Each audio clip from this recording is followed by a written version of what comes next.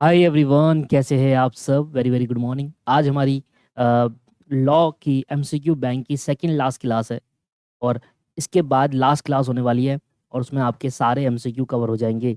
लगभग लगभग 395 एमसीक्यू। बहुत ज़्यादा एमसीक्यू होते हैं। इतने एमसीक्यू अगर आप करके जाते हैं तो गारंटीड मैं मान के चलता हूँ कि सर इसी के बाहर एमसीक्यू नहीं पूछेगा। ये बहुत एमसीक्यू होते हैं। 286 से कर रहे हैं आज हमें, ठीक है। लगभग लगभग 55 एमसीक्यू हम करेंगे 286 से लेकर। बिना किसी टाइम को गवाए स्टार्ट करते हैं। 286 के आंसर जो है ना इंस्टीट्यूट की बुक में वो गलत दे रखा है। व्हेन वेयर द नेग्लेक्ट और refusal of the buyer to take delivery of goods amount to repudiation of the contract the seller may sue for the. होता क्या है, पूछ रहा है कि भैया अगर बायर डिलीवरी लेने से रिफ्यूज कर देता है तो सेलर किस बिहाफ पर, मतलब क्या क्यों केस करेगा, तो क्या कर सकता है। बेसिकली क्वेश्चन पूछ रहा है अगर बायर गुड्स की डिलीवरी लेने से मना कर दे और ये एक्ट ऑफ कॉन्ट्रैक्ट को रिजेक्ट, मतलब रेपुडिएट को मतलब रिजेक्ट कर दे, करना जैसा हो, तो सेलर किस चीज के लिए केस कर सकता है। प्राइस के लिए, डैमेजेस के लिए, या दोनों के लिए। सेलर सिर्फ डैमेजेस के लिए क्लेम कर सकता है। एग्जाम्पल, सेल ऑफ गुड्स के हिसाब से सेलर तभी प्राइस के लिए सू कर सकता है जब गुड्स की ऑनरशिप बायर को ट्रांसफर हो चुकी हो। यहाँ बायर डिलीवरी लेने से मना कर रहा है और कॉन्ट्रैक्ट को रेपुडिएट कर रहा है, मतलब कैंसिल कर रहा है एक तरीके से। इसलिए प्रॉपर्टी ट्रांसफर नहीं हुई हुई होती है तो, और जब ऑनरशिप ट्रांसफर नहीं होती है तो प्राइस क्लेम नहीं किया जा सकता। ध्यान रही की बात है। सेलर सिर्फ ब्रीच की वजह से डैमेजेस स्यू कर सकता है, जो उसको नुकसान हुआ है उसको वो डैमेजेस क्लेम कर सकते हैं। इसलिए सही आंसर क्या है, डैमेजेस ओनली है। ठीक है। तो ये बुक के अंदर प्राइस और डैमेजेस दोनों लिखा था और डैमेजेस यहाँ पर सिर्फ डैमेजेस ओनली ही राइट आंसर है। The lien of an unpaid seller depend on the ली और दी अनपेड सेलर डिपेंड ऑन। ये पूछ रहा है कि ली का राइट किस चीज पे डिपेंड होता है, पोजीशन, टाइटल या फिर ऑनरशिप। पोजीशन के लिए ली एक पोजीशन राइट है। ली का मतलब क्या है, एक पोजीशन राइट। मतलब तब तक यही रह तब तक ही रहता है जब तक गुड सेलर के पास हो। अगर पोजीशन चला गया, मतलब मेरे से गुड फिजिकली आपके फॉर्मेट में चले गए, ली खत्म हो जाता है। और ली ऑनरशिप से नहीं बल्कि पोजीशन से कनेक्ट होता है। मान लो मैंने अपने गुड्स की पोजीशन आपको ट्रांसफर कर दी तो वो ऑनरशिप ट्रांसफर हुआ, ली ट्रांसफर नहीं हुआ। ली अभी भी मेरे पास है, फिजिकल गुड्स मेरे पास है। अगर फिजिकल गुड्स आपके पास चले गए, ऑनरशिप मेरे पास है, तो ली का राइट खत्म हो गया। ली का मतलब है फिजिकली गुड्स सेलर के पास होने, position. The unpaid seller has not given notice of resale of the buyer, there is a profit, the unpaid seller is. Question समझो। क्वेश्चन क्या रहा है, क्वेश्चन ये पूछ रहा है कि अगर अनपेड सेलर बिना नोटिस दिए गुड्स को रीसेल करे और उस रीसेल में प्रॉफिट आ जाए तो सेलर को वो प्रॉफिट बायर को देना पड़ता है या नहीं देना पड़ता है। Is not bound to hand it over to the buyer. It bound to hand it over to the buyer लिखा हुआ है एग्जाम बुक के अंदर, जबकि आंसर क्या है, it not bound to hand it over to the buyer. Sale of goods act के according अगर अनपेड सेलर रीसेल करता है, अनपेड सेलर रीसेल करता है, भाई आपने अनपेड सेलर क्या हुआ, आपने भाई पैसा नहीं दिया उसको, है ना, अनपेड है वो, रीसेल कर देता और बायर को नोटिस नहीं देता, और तब एक कॉन्सिक्वेंस होता है कि सेलर बायर से रीसेल लॉस का क्लेम नहीं कर सकता। लेकिन अगर रीसेल में प्रॉफिट हो जाए तो लॉस सेलर को फोर्स नहीं करता कि वो प्रॉफिट बायर को वापस दे। प्रॉफिट कंप्लीटली सेलर का होता है, इसलिए अनपेड सेलर बायर को प्रॉफिट देने के लिए बाउंड नहीं होता है। ठीक है जी। It not bound to hand it over the buyer. Unpaid seller can exercise the right of stoppage in transit when the goods, when the carrier hold the goods, when the carrier hold the goods। इधर दोनों, इसका भी answer थोड़ा mistake है। Question ये पूछ रहा है कि अनपेड सेलर ट्रांजिट के दौरान गुड्स को कब तक रोक सकता है। कैरियर उस टाइम किसी एजेंट के रूप में गुड्स को होल्ड कर रहा होना चाहिए। बेसिकली कब तक रोक सकता है, in his own name. Answer क्या है, in his own name. Answer देखो, स्टॉपेज इन ट्रांजिट तभी पॉसिबल होता है जब गुड्स और अभी ट्रांजिट में हो। जब गुड्स क्या हो, ट्रांजिट में, तभी तो स्टॉपेज इन ट्रांजिट होगा। और कैरियर उन्हें बायर के एजेंट के तौर पर रिसीव नहीं किया गया हो, मतलब गुड्स अभी इन ट्रांजिट है, बायर ने रिसीव नहीं किया है।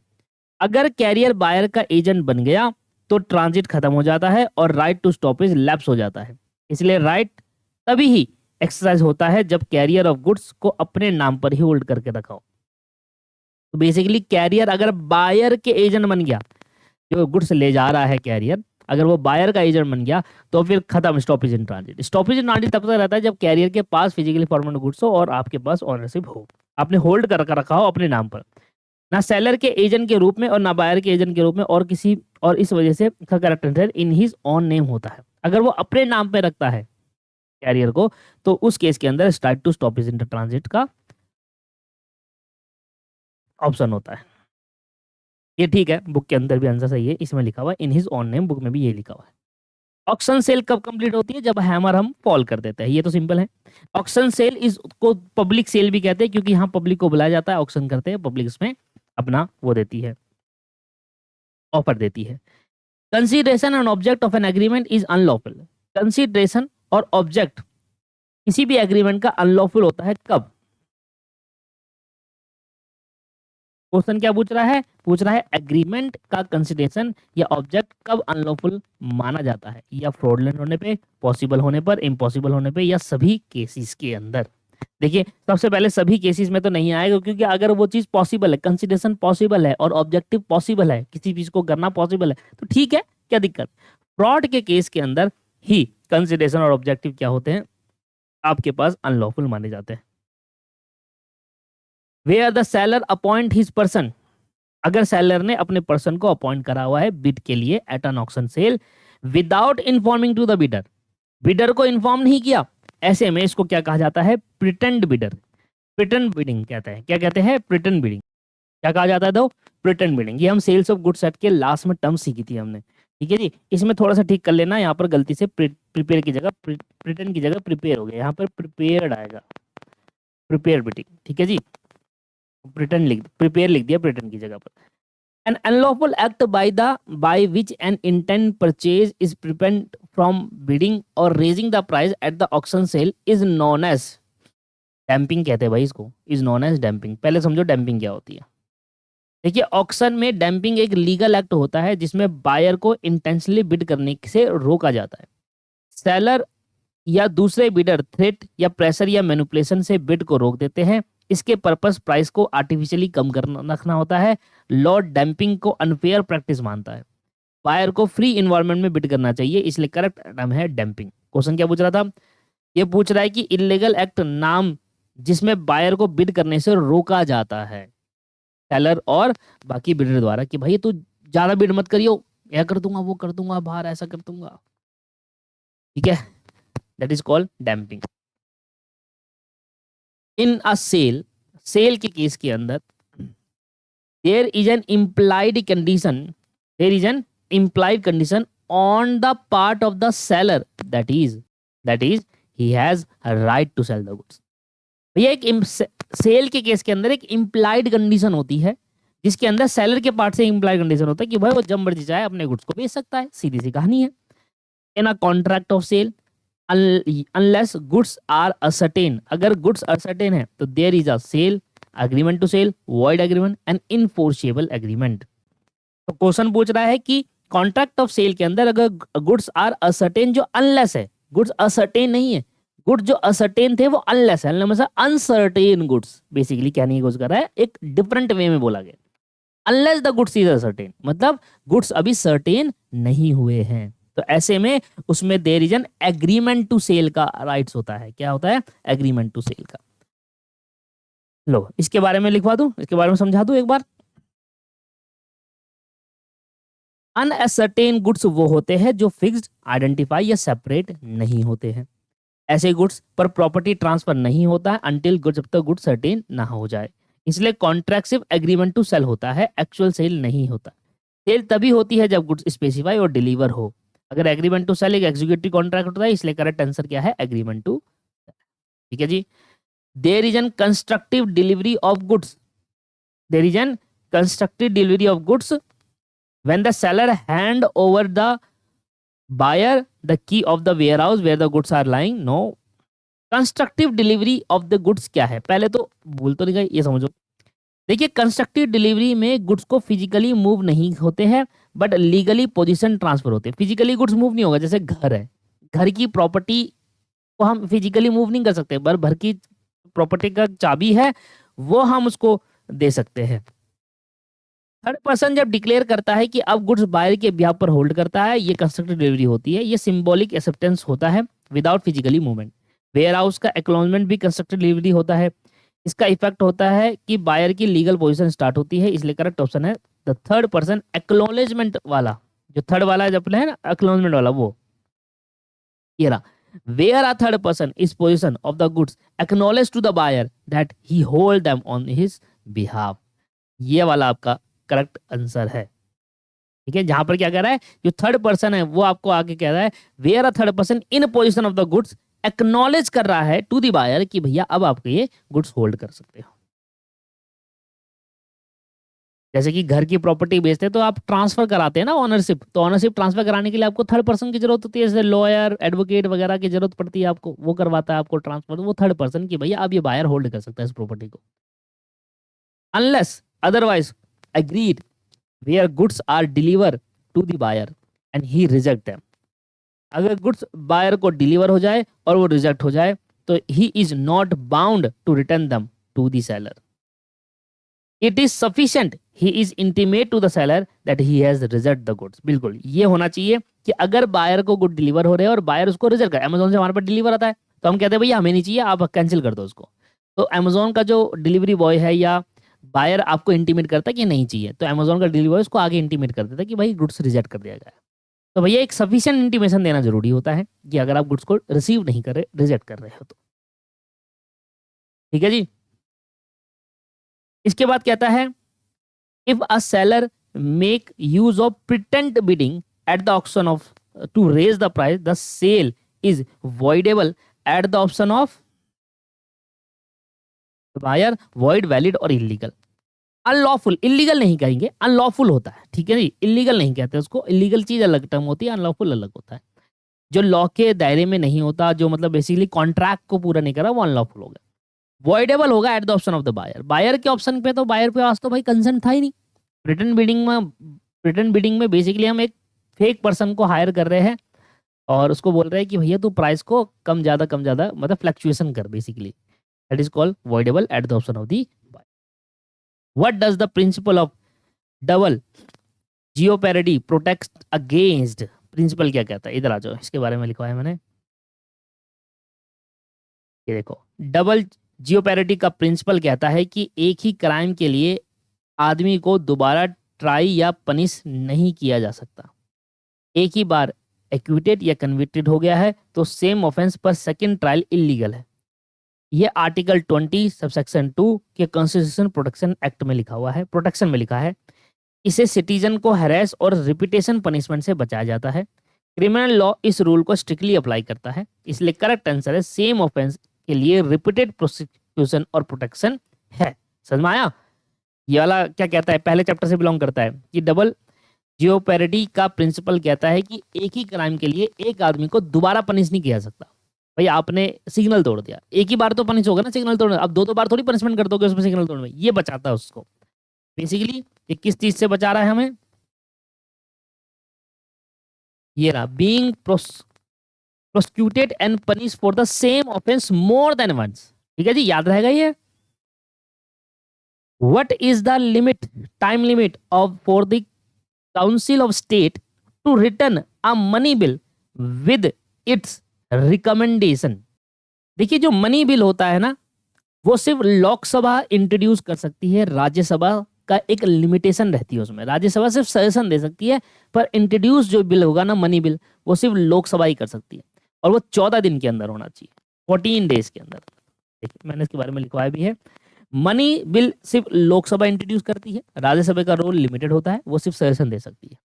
कॉन्स्टिट्यूशन के आर्टिकल 109 कहता है कि राज्यसभा को मनी बिल 14 दिन के अंदर अंदर रिटर्न करना होता है। अगर वो 14 दिन में वापस नहीं भेजते तो बिल ऑटोमेटिकली पास माना जाता है। सजेशन मैंडेटरी नहीं होते हैं, लोकसभा चाहे तो एक्सेप्ट करे या रिजेक्ट, इसलिए करेक्ट आंसर है 14 डेज। 14 दिन के अंदर अंदर उसको time limit for councillor to return the money bill. Money bill को रिटर्न नहीं करोगे 14 दिन के अंदर तो वो मान लेगा कि पास हो चुका है। ठीक है जी। Settlement of dispute outside the court अगर हम कोर्ट के बाहर जाकर, कई बार ऐसा होता है कि यार कोर्ट क्यों जा रहे हो, बाहर ही सेटल कर लो, पहले वाली बात होती है ना। तो अगर हम कोर्ट के बाहर जाके सेटल कर रहे हैं, तो हम चाह रहे हैं कि हमें कोर्ट की जो प्रोसीडिंग्स है उसको अवॉइड करें। तो बेसिकली इसका फाइनल आंसर है avoiding the court procedure and finding mutual agreement solution outside the court. हम चाहते हैं कि भैया बाहर ही बाहर सेटल हो जाए, हम कोर्ट तक ना पहुंचे, क्योंकि इतनी सारी, एक बार कोर्ट के अंदर चक्कर लग गए तो समझ लेना डेट पे डेट मिलेगी, क्योंकि हमारे पास जज जो है वो बहुत कम है, जबकि केसेस बहुत ज्यादा है।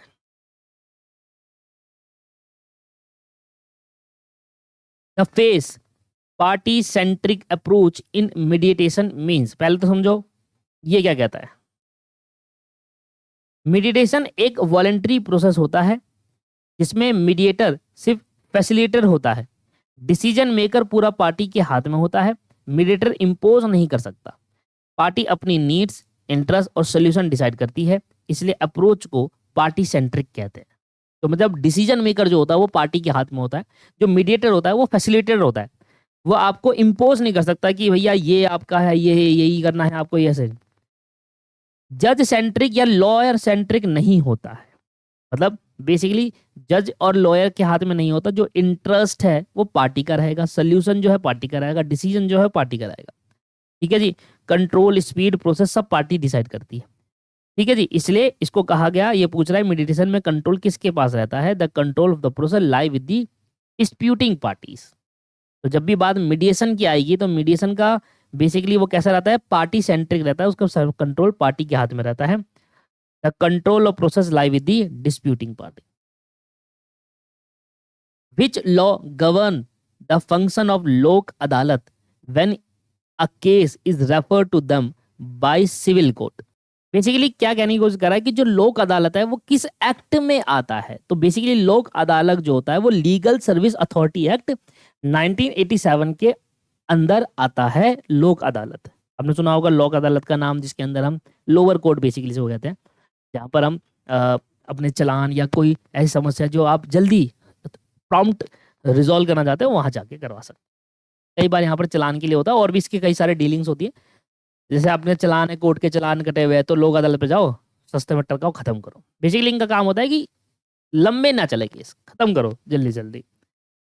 What is a defining characteristic of supreme legislation, इसके बारे में पढ़ो। देखो मैंने लिखा है लोक अदालत के बारे में काफी कुछ है, आप इसको पढ़ना चाहो तो पढ़ सकते हैं। ये पूछ रहा है सुप्रीम लेजिस्लेशन किसके सुप्रीम माना जाता है।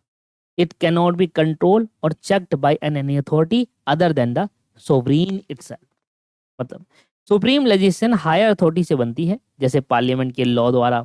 इसको कोई लोअर अथॉरिटी चेंज, कैंसिल या फिर ओवरराइड नहीं कर सकती। जैसे कि आप लोअर कोर्ट पे कोई डिसीजन हो उसको चैलेंज कर सकते हो हाई कोर्ट पे, हाई कोर्ट पे डिसीजन उसको चैलेंज कर सकते हो सुप्रीम कोर्ट पर सुप्रीम कोर्ट में अगर कोई डिसीजन ले लिया गया फिर उसको चैलेंज कहीं नहीं किया जा सकता। सिर्फ सुवरीन पावर, जैसे पार्लियामेंट खुद इसे रीअपील कर सकता है। पार्लियामेंट जैसे कि जिसमें प्रेसिडेंट आएगा, सुप्रीम कोर्ट का डिसीजन को चैलेंज किया जा सकता है, वो the president of the India, बस वही चैलेंज कर सकते हैं, उन्हीं के पास पावर है पार्लियामेंट बेसिकली। जुडिशरी भी इसे ओवरराइड नहीं कर सकती, बस कॉन्स्टिट्यूशन लिमिट में रिव्यू कर सकती है, इसलिए इसको सुप्रीम कहा जाता है। कोई एक्सटर्नल अथॉरिटी इसे कंट्रोल नहीं कर सकती। आंसर क्या है, it cannot be control check by an authority other than the sovereign itself, right. इस पर what does ratio deciding refer to in a judicial decision. आइए इसको समझते हैं। रेशियो डिसाइडेड जजमेंट का वो लीगल प्रिंसिपल होता है जिसके बेसिस पर फाइनल डिसीजन दिया जाता है। एक बेस जिसके बेसिस पर फाइनल डिसीजन दिया जाएगा, ये बाइंडिंग प्रेसिडेंट होता है और फ्यूचर कोर्ट फॉलो करती है।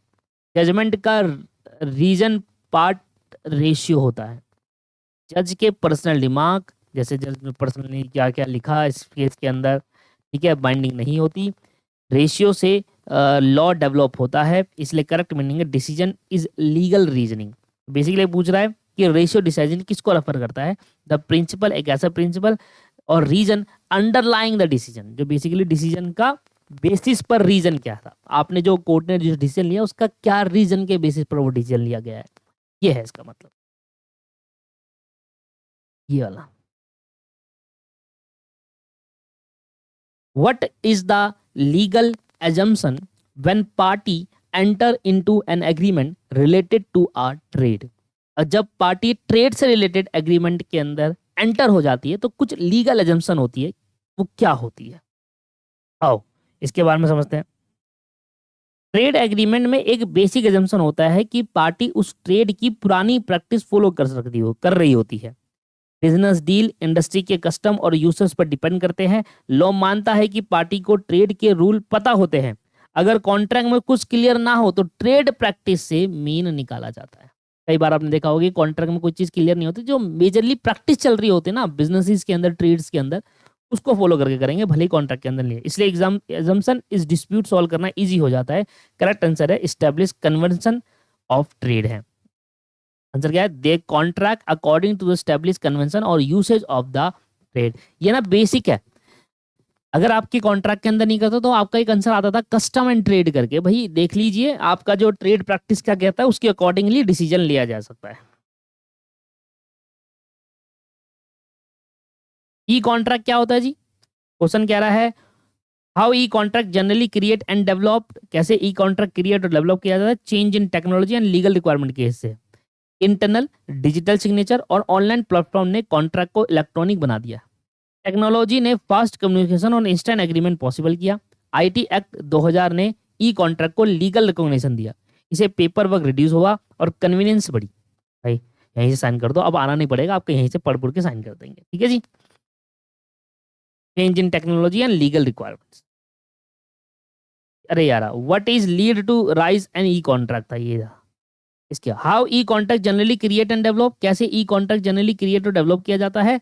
By a software that model specify and execute the contract. E contract mutually नहीं बल्कि ऑटोमेटिक सिस्टम से जनरेट होते हैं। वेबसाइट के थ्रू, ऐप के थ्रू और e commerce portal pre defined template और टर्म्स के यूज करते हैं। यूजर क्लिक वेब और ब्राउजर वेब से एक्सेप्ट करता है। जब क्लिक करा भाई मैंने एक्सेप्ट कर लिया, ये वहीं पर साइन कर दिया। ठीक है जी। बेसिकली और टर्म्स एंड कंडीशन वहां पर आपको देखे कई सारे आपने ई कॉन्ट्रैक्ट पढ़े होंगे ना इसके यहाँ पर। ये रहा इसका। If an Indian citizen has a legal dispute with a foreign sovereign, what is the typical outcome under the Indian law? पूछ रहा है कि फॉरेन सोवरेन जैसे दूसरी कॉन्ट्री की गवर्नमेंट के अगेंस्ट इंडियन सिटीजन का केस फाइल कर सकते हैं या नहीं। Indian citizen cannot sue the foreign sovereign. आपको पता है कि बाहर के देशों के लोग इंडियन वाले फाइल नहीं कर सकते। इंटरनेशनल लॉ में फॉरेन सोवरेन इम्यूनिटीज होती है। फॉरेन नेशन या उसके रिप्रेजेंटेटिव को इंडियन कोर्ट में नॉर्मली स्यू नहीं किया जा सकता, इसलिए सॉवरेन इक्वलिटी प्रिंसिपल का प्रोडक्शन होता है। ये तो सिंपल था, ये आपने पढ़ा भी होगा, कई बार टीचरों ने बताते भी है ये, अगर आप मेरे से नहीं पढ़े तो। Indian the Indian citizen cannot sue the foreign sovereign. भाई वो बाहर का देश का बंदा यहाँ पर रहने आ रहा है, एम्बेसीज के जो लोग रहते हैं यहाँ पर वो। रोहन एक 17 साल का ओल्ड बॉय है। ओल्ड बॉय अच्छा पुराना लड़का है। अप्रोच एक कार डीलरशिप, माइनर है बेचारा, और उसने एक्सप्रेस करा कि मैं सेकेंड हैंड कार खरीदूंगा, और उसने फॉल्सली क्लेम कर दिया कि वो 21 साल का है, और उसने एक फेक आईडी शो को कर दी सपोर्ट के लिए। द डीलरशिप ने उसको रिलाई कर लिया उसकी चीज़ों पे कि हाँ ये 17 साल का नहीं है, 21 साल का है ये वो, और उसको कार बेच दी उधार पर, car on credit. After a few month, कुछ महीनों बाद, रोहन ने रिफ्यूज कर दिया कि मैं अब रिमेनिंग अमाउंट नहीं दे सकता, और कहा मैं तो भैया माइनर था, तुमने मुझे कॉन्ट्रैक्ट क्यों करा।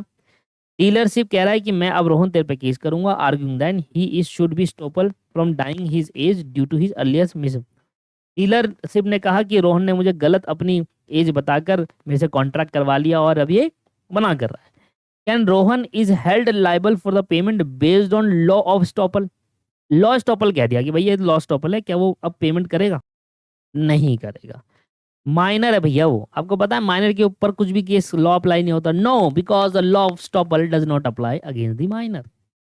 माइनर से कभी कॉन्ट्रैक्ट मत करो। Which of the following best define ratification in contract law. अब रेटिफिकेशन को किस तरीके से डिफाइन करा गया है कॉन्ट्रैक्ट लॉ के अंदर? देखिए रेटिफिकेशन का मतलब होता है कि एक पर्सन ने बाद में इसको रेटिफाई करा, जैसे लेट्स सपोज कि एजेंट ने बिना बताए कोई काम कर दिया, अब जो एजेंट का जो मेन ऑनर था उसने कहा कि भाई ये तुमने गलत कर दिया, अब बाद में उसको रेक्टिफाई कर रहा है वो पर्टिकुलर पर्सन, एजेंट का जो प्रिंसिपल है।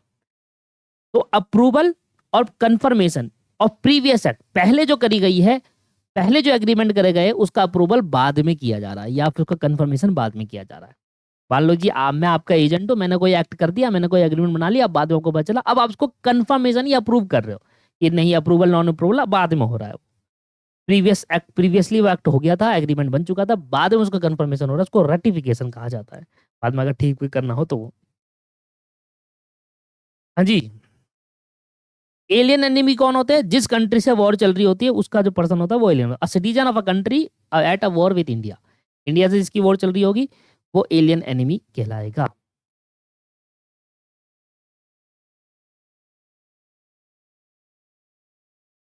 विच of the following statement to regarding an agreement with an alien enemy, अगर आप एलियन एनिमी के साथ कोई एग्रीमेंट करते हो तो क्या माना जाएगा? वो वैलिड माना जाएगा, वॉइडेबल, वैलिड? भाई वो वॉइड माना जाएगा, शुरू से ही वॉइड है, वॉइड अब इनिशियो होगा। It is avoid unless the permit by the Indian government, अगर इंडियन गवर्नमेंट उसको परमिट दे रही है तो ठीक है, नहीं दिया तो वो शुरू से ही वॉइड माना जाता है। जिस कंट्री के साथ हमारे वॉर चल रही है, लेट्स सपोज पाकिस्तान से, अब उनके साथ आप कॉन्ट्रैक्ट कर रहे हो तो हम उसको वॉइड ही डिक्लेयर करेंगे जब तक इंडियन गवर्नमेंट परमिशन ना दे। इंडियन लॉ के हिसाब से कॉन्ट्रैक्ट मस्ट बी परफॉर्म, एक कॉन्ट्रैक्ट को परफॉर्म करना चाहिए at any time the party feel is reasonable, a fix period by the supreme court, supreme court कहाँ से आ गया, अ फिक्स्ड और reasonable time as per the terms और नेचर ऑफ द कॉन्ट्रैक्ट। ये तो सही लग रहा है आपको? What does merger in a contract law refer to, merger का मतलब क्या होता है? देखिए मर्जर का मतलब होता है जब एक लोअर राइट जो होते हैं वो हायर राइट पे जाकर मिल जाते हैं। तो समझाओ इसका, मैंने इसके बारे में लिखा है, आपको दिखाता हूँ।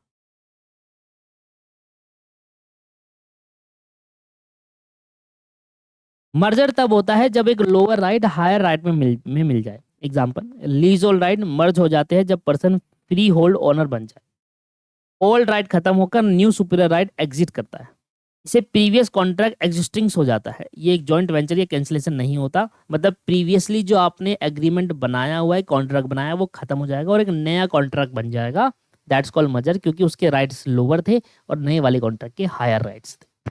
ठीक है जी, इसको मर्जर कहा जाता है। आंसर क्या होगा? Absorption on inferior contractual right to the superior, inferior मतलब छोटे contractual right, higher superior contract right से जाकर मर जाएंगे और नया कॉन्ट्रैक्ट बनाएंगे, उसको मर्जर कहा जाता है।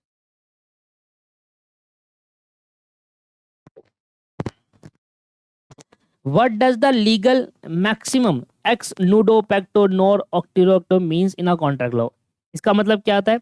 इसका मतलब होता है sir, no action arise from the bare promise, अगर आपके कॉन्ट्रैक्ट के अंदर प्रॉमिस का होना बहुत जरूरी है, अगर प्रॉमिस नहीं होगा तो आप उस पर कोई एक्शन नहीं ले सकते, इसके बारे में मैंने लिखा हुआ है। इन मैक्सिम द मीनिंग है कि बिना कंसिडरेशन के कोई प्रॉमिस इन्फोर्स नहीं हो सकता, बेयर प्रॉमिस या नूड प्रॉमिस लीगली बाइंड नहीं होते, कॉन्ट्रैक्ट बनाने के लिए कंसिडरेशन एसेंशियल होता है, अगर कंसिडरेशन नहीं तो स्यूल फाइट नहीं हो सकता। सही है, no action arise from the bare promise, nudo पैक्टो।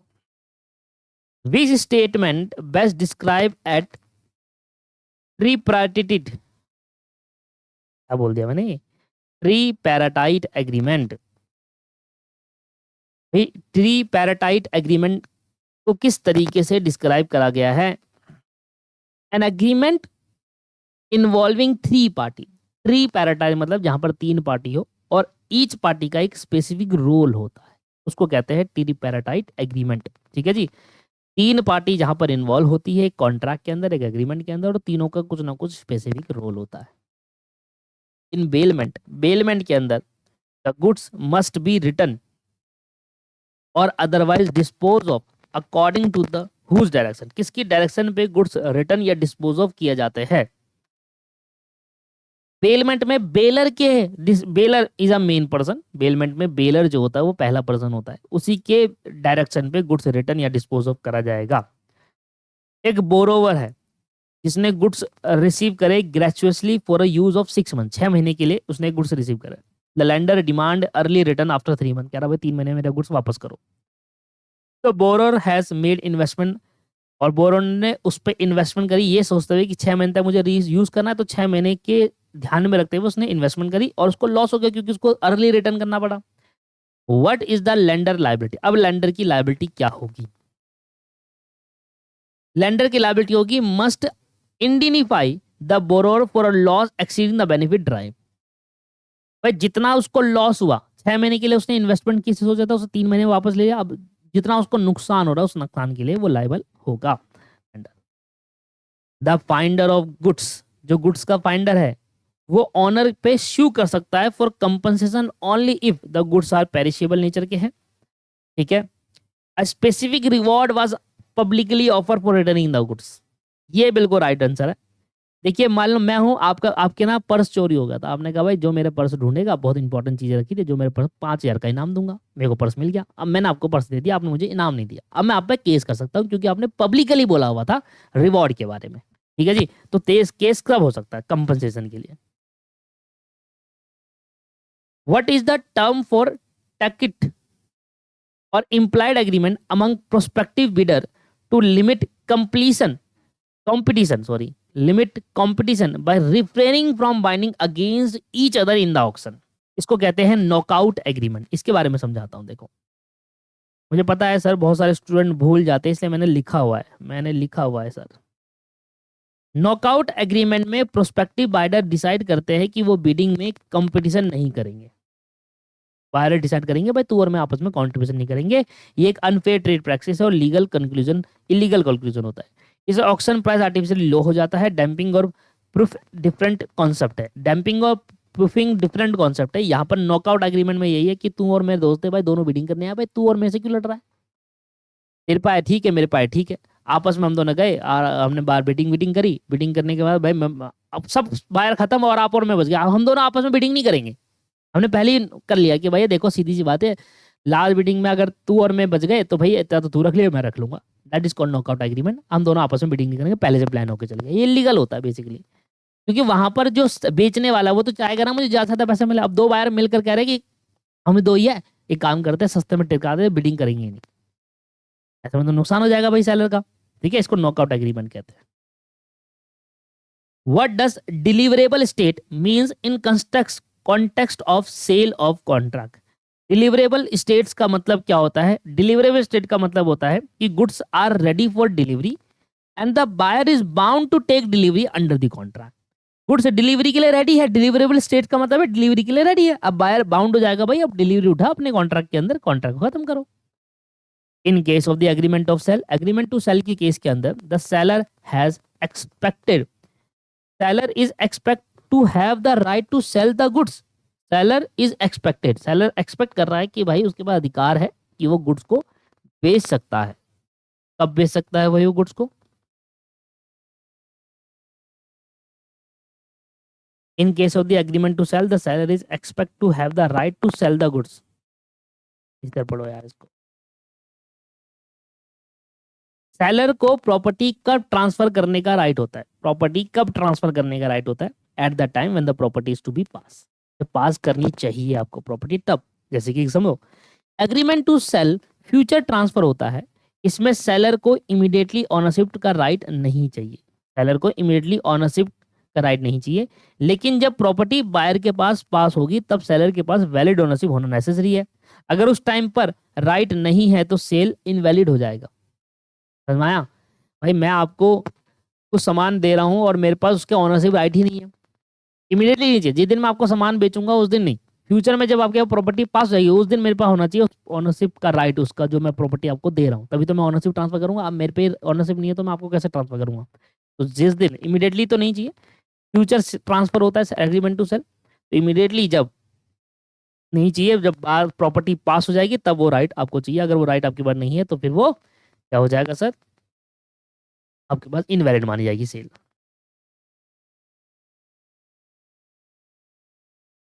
Under section 29, a person in the position of goods under a voidable contract can be transfer goods title to the buyer।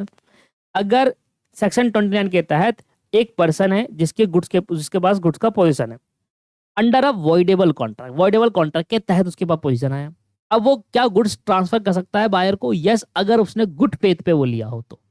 The buyer purchase the goods in a good faith and without notice of defect in title. अगर buyer ने वो खरीदा है good faith पर और buyer को पता नहीं था टाइटल डिफेक्ट है, तो वो आपके पास गुड्स का पोजीशन भी ट्रांसफर हो सकता है, ओनरशिप भी ट्रांसफर होती है। क्योंकि मेरे को भाई क्या पता भाई ये गुड्स खराब है, मैंने तो भाई अपनी गुड फेथ पे लिया है ना, मैंने तो किसी से झूठ वूठ नहीं बोल के लिया।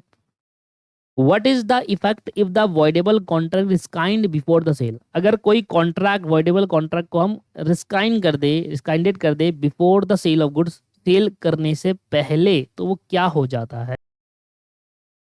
The seller can still transfer the goods title? नहीं, अब भाई वो पहले ही आपने स्कैन कर दिया, the seller become the right, the buyer can not get are good title. Buyer को गुड टाइटल नहीं मिलेगा क्योंकि आप पहले ही उसको बता रहे हो भाई ये वॉइडेबल कॉन्ट्रैक्ट था, हम कैंसिल कर, अब तुम ले रहे हो तो तुम्हें गुड टाइटल नहीं मिलेगा ना। अगर किसी ने मुझे बोला कि भैया ये गलत गुड्स है, इसका ये असली ऑनर नहीं है, कोई नहीं, फिर भी लेने को तैयार हो, फिर आपको गुड नहीं है, आपने गुड फेथ पे नहीं लिया फिर उसको, ठीक है, गुड टाइटल नहीं मिलेगा बायर को। Under section 24, when does the property not pass to the buyer even through the buyer in the position of goods? Under section 24, when does the property not pass to the buyer? कब property buyer पे pass नहीं होगा? Even through the buyer the position in the goods, जबकि buyer के पास goods का position भी है। Even through the buyer is in the position of the good, ठीक है। Buyer reject the goods with in the splitted time, buyer resale the goods, buyer place the goods, buyer use the goods as per the there intended purpose. चलिए, तो पहले समझिए कि question क्या कह रहा है।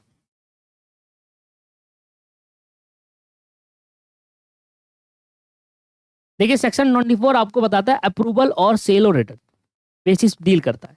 अगर बायर गुड्स इंस्पेक्ट करके रिजेक्ट कर दे तो प्रॉपर्टी पास नहीं होती। पोजीशन होना प्रॉपर्टी पासिंग की गारंटी नहीं है। बायर के पास राइट होता है कि रिजेक्ट करने का। ऑब्वियस है, मैंने अमेज़न से सामान खरीदा, मेरे को पसंद नहीं आ रहा तो मैंने रिजेक्ट कर दिया। तो सेल ऑन अप्रूवल जहां पर होता है उसको सेक्शन 24 में बताया गया, ठीक है। तो बेसिकली इसका आंसर क्या होगा? बायर रिजेक्ट कर सकता है goods with in splitted time. जैसे कि अमेज़न से आप सामान मंगाते हो तो 10 दिन का समय होता है ना कि आप रिटर्न कर सकते हो, बस रिटर्न कर दो। अगर 10 दिन के बाद होगा फिर रिटर्न नहीं हो सकता भैया वो, ठीक है जी। अगर कोई अनपेड सेलर रीसेल कर देता है गुड्स को after exercise the right in lien और stoppage in transit, what kind of title does the new buyer acquire? Question ये पूछ रहा है कि अगर अनपेड सेलर लीन और स्टॉपेज इन ट्रांजिट का राइट एक्सरसाइज करके गुड्स को रीसेल करे तो नए बायर को किस टाइप का टाइटल मिलता है? कोई टाइटल नहीं मिलता, limited title consent based on a good title even if the original buyer object, क्योंकि गुड टाइटल मिलेगा भाई। सेल ऑफ गुड्स के हिसाब से अनपेड सेलर को स्टैट्यूटरी राइट होता है कि गुड्स को रीसेल करने का after existing the lien stoppage in transit. भाई हम ट्रांजिट में स्टॉप क्यों करते हैं? बायर भाई फेल कर देता है, पैसे देने से मना करता है, कुछ ना कुछ तो बायर की गलती है जिसको हम पहले बेच रहे थे। अब भाई क्यों देगा आगे? मैं आप बायर हो, मैंने आपको यहाँ से गुड भिजवा, कह रहा हूँ भाई मैं पैसे नहीं दूंगा, इतने में दे रहा तो बता। मैंने कहा भाई मैं नहीं दे रहा, गुड्स रोको वहां पर वापस लेकर आओ और मैं किसी और बेचूंगा।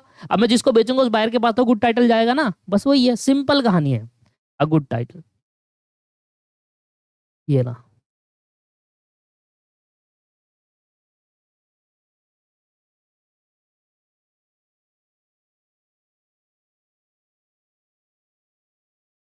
In a non-serverable contract, the buyer has accepted part of the goods. What is the legal effect of the breach of the condition by the seller?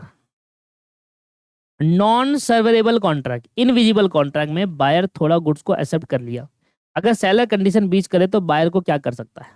Buyer can only treat its breach of the warranty. Example, non severable contract में goods एक ही contract का हिस्सा होता है। अगर buyer ने उनमें से कुछ पार्ट एक्सेप्ट कर लिया है तो कंडीशन ब्रीच ऑटोमेटिकली वारंटी बन जाती है। ब्रीच ऑटोमेटिकली वारंटी बन जाती है। बायर पूरे कॉन्ट्रैक्ट को कैंसिल नहीं कर सकता, वो सिर्फ डैमेजेस क्लेम कर सकता है ब्रीच ऑफ वारंटी के तहत। पार्शियली अटेस्टेशन के बाद रजिस्ट्रेशन राइट खत्म हो जाता है।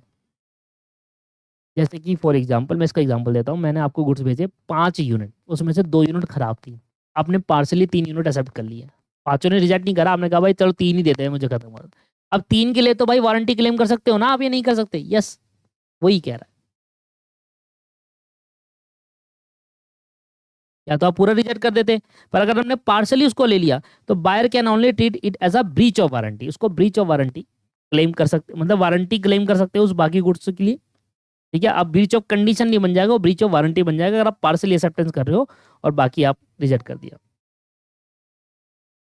Under what condition can a seller or someone on their behalf bid an auction, किस कंडीशन में एक सेलर या someone on their way seller के बिहाफ पर ऑक्शन पे बिड कर सकता है। सेलर कब बिड कर सकता है? जब उसको एक्सप्रेसली रिजर्व करा गया हो, मतलब जब उसने बताया गया हो सेलर कि भाई मैं भी बिड करना चाहता हूँ। देखा होगा आपने ओम शांति ओम मूवी, नहीं देखी? देखी। ओम शांति ओम में 3 भाई होते हैं, उसकी मम्मी के नाम पे प्रॉपर्टी होती है और वो चाहते हैं कि तीनों भाई ये प्रॉपर्टी वापस हमें मिल जाए क्योंकि वो ऑक्शन पे बिड हो रही थी। तो जो सेलर है वो भी अपनी बिड करके खरीद रहा था प्रॉपर्टी को, और वो लीगली है, बिल्कुल सेलर भी खरीद सकता है। भैया किसी कारणवश मान लो लोन लिया हो तो बैंक ने अपनी प्रॉपर्टी को बिड कर रहे हैं, अब आपके पास पैसा आ गए, अब बैंक कह रहा है नहीं नहीं आप बिड के थ्रू ही आपको खरीदना पड़ेगा, तो सेलर भी खरीद सकता है, बस एक्सप्रेसली कर बताएगा कि भाई हम सेलर है, हम भी बिड करना चाहते हैं। ओम शांति ओम नहीं है सर, ओम शांति ओम नहीं, ओम जय जगदीश है मूवी का नाम, ओम जय जगदीश। उसमें पूरी कहानी है, पूरी कहानी मैंने वो मूवी दिखाई थी, अब पार्ट सीरीज दिखाया था, उसमें ऑक्शन सेल के बारे में समझाया था। When goods are in put up for sale in a lot of auction, what is the legal status of each lot? When the goods are put up for a sale in a lot, in a lot, sale in lot हो रहा है मतलब बहुत सारे lots है, उसका हम cell कर रहे हैं ऑक्शन के अंदर, तो लॉट्स को हम सेपरेटली एक कॉन्ट्रैक्ट मानेंगे या अलग अलग कॉन्ट्रैक्ट मानेंगे? Each lot is deemed to be separate contract of sale. Lot का मतलब हो गया बहुत सारे गुड्स एक ही जगह पर है, हमने सबको ऑक्शन पे लगा दिया, भाई ये सारे एक तरीके के गुड्स है, इनका हम ऑक्शन कर ले, सब आगे खरीदेंगे, तो उनको अब अलग अलग कॉन्ट्रैक्ट ऑफ सेल के रूप में ट्रीट करा जाएगा। ये नहीं कि एक ही कॉन्ट्रैक्ट माना जाएगा, अलग, क्योंकि अलग अलग पर्सन उसको बिड कर सकता है।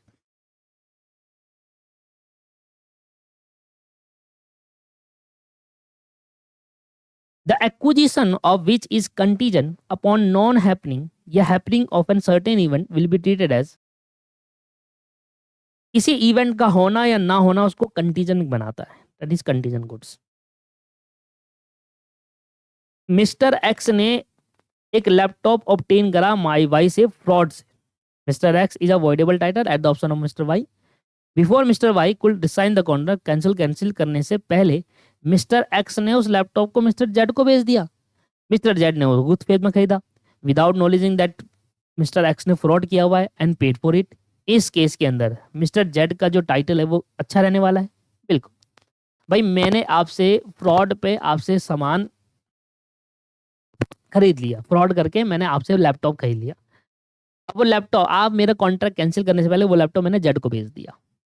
अब जेड को पता नहीं था कि मैंने मेरा फ्रॉड करा हुआ है, किसी से फ्रॉड से खरीदा हुआ है। अब जेड को ये सब नहीं पता, जेड ने मुझे पे करा, जेड का एक गुड टाइटल माना जाएगा। ठीक है, Z has a good title to the goods. The rule as to pass of property is laid down in section 20 of the sale of goods act.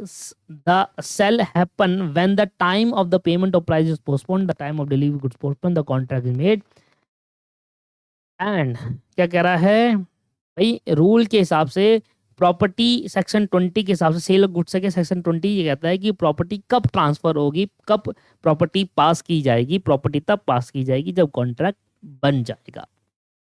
ठीक है, Which of the following is true regarding installment delivery under section 38? Section 38 के तहत instalment delivery में कौन सा statement सही है? चलिए इसके बारे में देखते हैं।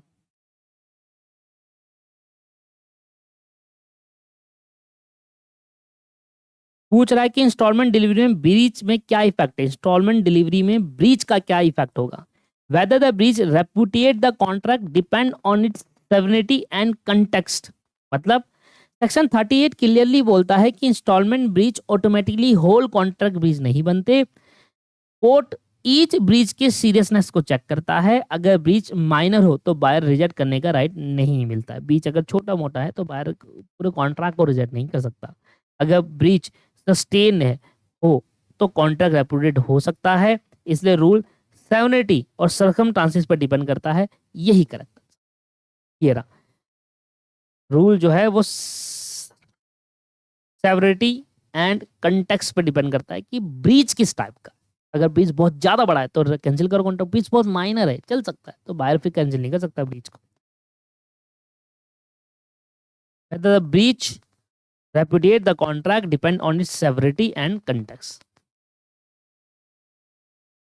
दोस्तों 340 तक करेंगे, ठीक है।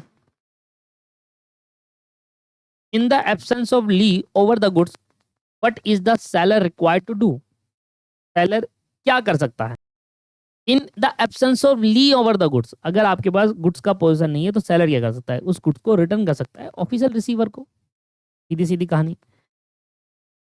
Fixation of definite price in a contract of sale is consideration is sale is considered a non-essential element, consider a essential requirement यार, साइन क्यों नॉन एसेंशियल रिक्वायरमेंट। अगर आप एक डेफिनेट प्राइस सेट करना चाहते हैं तो आपको एसेंशियल रिक्वायरमेंट को चेक करना पड़ेगा। अगर कॉन्ट्रैक्ट ऑफ सेल में जिस चीज़ की गुड्स का सेल का प्राइस डिसाइड करना चाहते हैं कि भाई क्या प्राइस होने वाला है, तो उसके लिए आपको एक एसेंशियल रिक्वायरमेंट की नीड रहेगी। एक चेक कैसा होना चाहिए, a cheque is an electronic form is draw using a mobile app. Mobile app के थ्रू चेक ड्रॉ करा जा सकता है। Computer resources and digital economic के सिग्नेचर के through, handwritten signature sign computer के थ्रू।